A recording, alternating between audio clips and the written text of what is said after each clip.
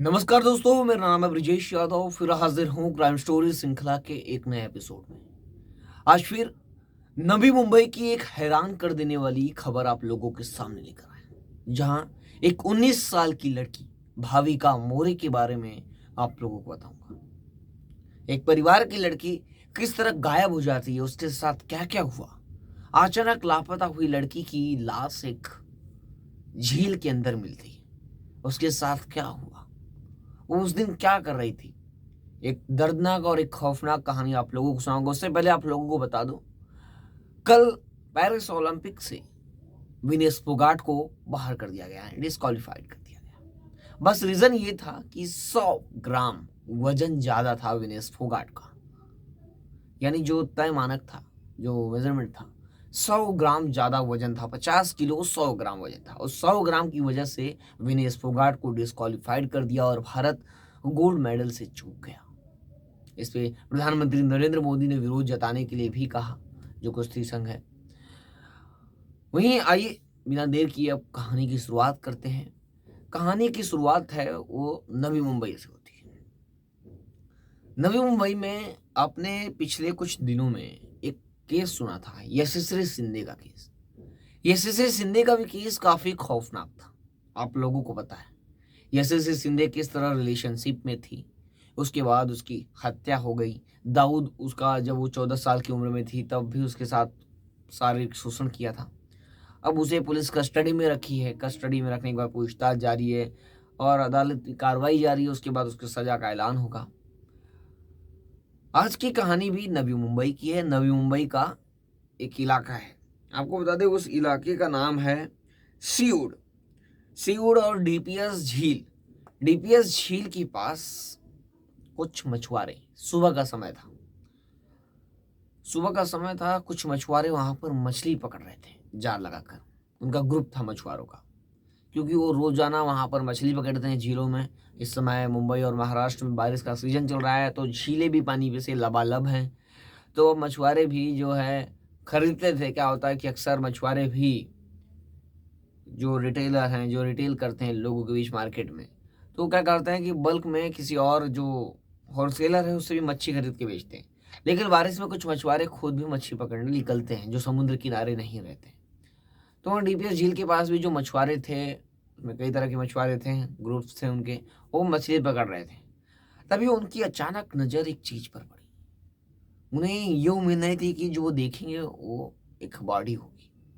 जब वो आगे गए, जब ध्यान दिए उस पे, उल्टी हुई बॉडी थी, यानी चेहरा नहीं दिख रहा था, तो उनको समझ में आ गया कि ये किसी की बॉडी है, यानी ये लाश है।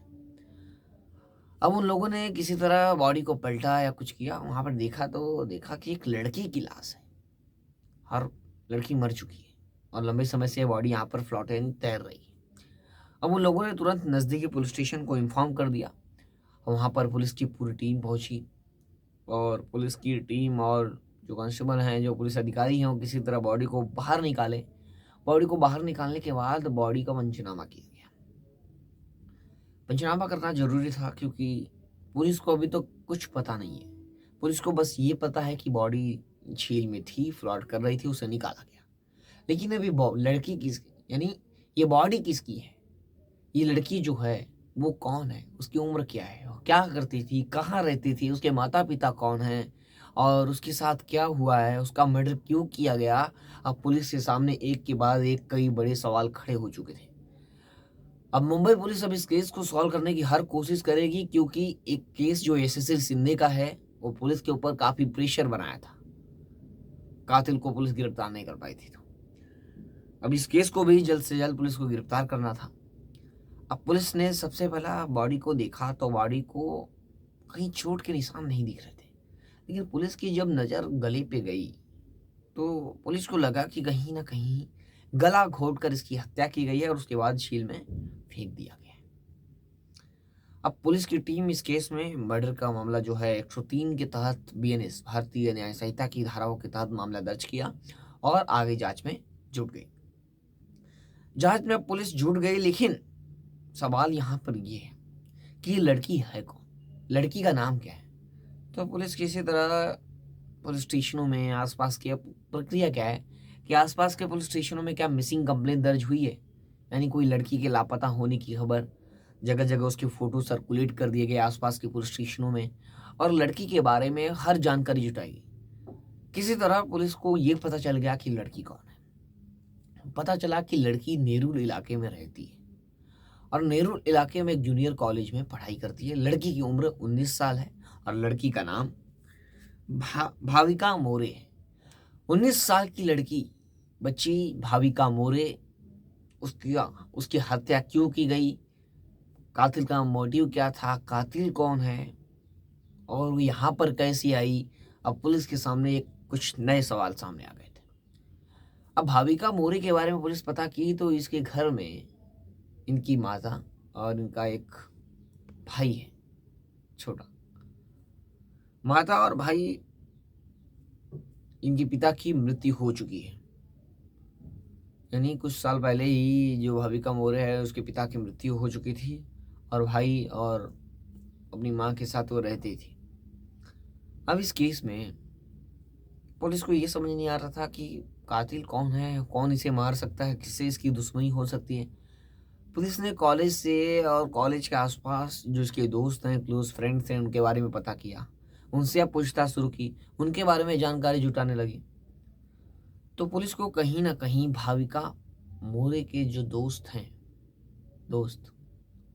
उनके बारे में जानकारी मिली और पता चला कि भाविका मोरे एक लड़की के साथ रिलेशनशिप में थी। ये बड़ी जानकारी और एक बड़ी लीड पुलिस को हाथ लगी इस केस को पकड़ने, क्योंकि आजकल जो मर्डर या हत्याएं हो रही है और रिलेशनशिप में झगड़े या लिव इन रिलेशनशिप यही सब है। तो पुलिस को उम्मीद थी कि कहीं ना कहीं इसी मूड पर कुछ हुआ है, यानी इसी चीज। तो पुलिस ने पता किया कि रिलेशनशिप में कौन था। तो पता चला भाविका मोरे के साथ एक स्वास्तिक पाटिल नाम का लड़का जिसकी उम्र 22 साल है और उसके साथ रिलेशनशिप में था। अब पुलिस ने इस केस में कई टीमें बना ली। अब इसमें लड़का भी पता चल गया है, लड़की भी बॉडी भी मिल रिकवर्ड हो गई है। अब इस केस में पुलिस ने क्या किया, पुलिस ने पता किया कि जो लड़की है भाविका मोरे वो वहां झील के पास कैसे पहुंची। झील के पास वो किसी के साथ आई थी या खुद से गई, उसके साथ वहां पर क्या हुआ। अगर वहां पर गला दबाया होगा तो जरूर वहां पर आया होगा। तो पुलिस ने क्या किया, उस झील की ओर आने वाले सभी रास्तों को ट्रेस किया, सीसीटीवी में चेक किया कि वहां पर कौन आया, सर्च किया कि वहां पर वो लड़की अकेले गई या किसी के साथ गई। तो पुलिस ने कई सीसीटीवी कैमरे खंगाले तो पुलिस को सीसीटीवी में एक चीज दिख गई। देखिए कि जो भाविका मोरे हो बाइक पर बैठकर, दो पहिया पर बैठकर किसी के साथ वो झील की तरफ गई। पुलिस ने अब ये पता किया कि बाइक चला रहा व्यक्ति कौन है। तो पुलिस को ये भी पता चला कि जो बाइक चला रहा है वो उसका जिसके साथ रिलेशनशिप में थी स्वास्तिक पाटिल वो था। पुलिस को ये बड़ी जानकारी अब पुलिस को लग गई थी। पुलिस केस के सॉल्व करने के अब धीरे धीरे नजदीक पहुंच रही थी, लेकिन अब स्वास्तिक पाटिल नहीं मिल रहा था। स्वास्तिक पाटिल को पुलिस जगह जगह खोज रही थी, नहीं मिल रहा। स्वास्तिक पाटिल के घर पर पूछताछ की गई और रिलेशनशिप के बारे में पूछा गया। दोनों के परिवारों से पूछताछ की गई कि भाविका मोरे और स्वास्तिक रिलेशनशिप में थे। लड़की और लड़की के दोनों को परिवार से पूछा गया तो दोनों के परिवार को इस बारे में कुछ पता नहीं है। परिवार वाले नहीं जानते उनका किससे क्या दोस्ती थी, उनकी रिलेशनशिप थी या नहीं, ये परिवार में कोई नहीं जानता है, परिवार का ये कहना है। वहीं अब ये बात ये है कि स्वास्तिक पाटिल कहाँ है। स्वास्तिक पाटिल के बारे में परिवार वाले बताते हैं कि स्वास्तिक पाटिल घर नहीं आया। अब स्वास्तिक पाटिल घर नहीं आया तो स्वास्तिक पाटिल गया कहाँ। आपको बता दें स्वास्तिक पाटिल के घर में माँ है और उसका एक भाई है और उसके पिता है।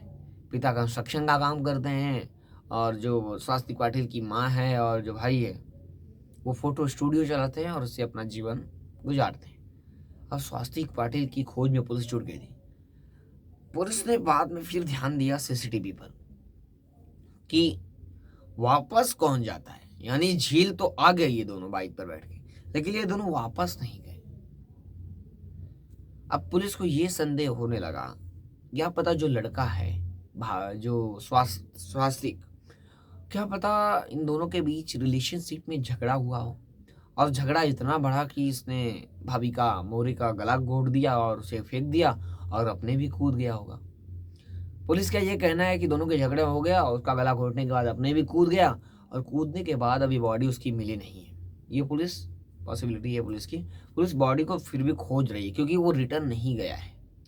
पुलिस वो झील में खोज रही है उस लड़के को, और झील खाड़ी से कनेक्ट है समुद्र से, तब ये बॉडी मिलना और मुश्किल है। बॉडी अब जब तक ऊपर नहीं आएगी तब तक पुलिस को बॉडी नजर नहीं आएगी। फिर भी पुलिस की टीम जो है वो रेस्क्यू ऑपरेशन कर रही है, वो बॉडी को खोज रही है, सर्च ऑपरेशन चला रही है, लेकिन बॉडी जब तक ऊपर नहीं आएगी तब तक पुलिस को नजर नहीं आएगी। अब इस केस में ये मामला अधूरे पर ही अटक गया है। अधूरे पर अटक गया है कि स्वास्तिक पाटिल जब तक नहीं मिलेगा, चाहे उसकी बॉडी चाहे वो जिंदा, तब तक ये केस सॉल्व करना पुलिस के लिए अभी मुश्किल होगा। ऐसे रेगुलर आप स्टोरीज देखेंगे, जब भी ये केस सॉल्व होगा तो इसके बारे में मैं अपडेट अपने रेगुलर वाली स्टोरी में दे दूंगा, या अगर ये केस बड़ा होगा, कुछ नई कहानी होगी, कुछ नए अपडेट होंगे, तब मैं जरूर इस पर एक पार्ट 2 स्टोरी बनाऊंगा और स्टोरी को कंप्लीट करूंगा। लेकिन छोटा मोटा अपडेट होगा या ओपन होगा केस, पता चलेगा रीजन यही है जो पुलिस ने पॉसिबिलिटी की है, तो मैं जरूर दूसरे वीडियो में अपडेट दे दूंगा आने वाली वीडियो में। तो आप भी रेगुलर बने रहे हमारे साथ। मुझे आशा है कि मेरे जो रेगुलर की वीडियो आते हैं आप लोगों को बहुत पसंद आते होंगे। कुछ मिस्टेक्स होती होंगी, आप लोगों को पता भी चलती होंगे। इस पर आपकी क्या राय है कमेंट करके जरूर बताएं। अगर आपको कोई नई कहानी या नया केस कोई सुनना है तो उसके बारे में भी कमेंट करके। फिर मिलूंगा एक नई कहानी और एक नई घटना के साथ। तब तक आप सावधान रहें, सतर्क रहें। जय हिंद, वंदे मातरम।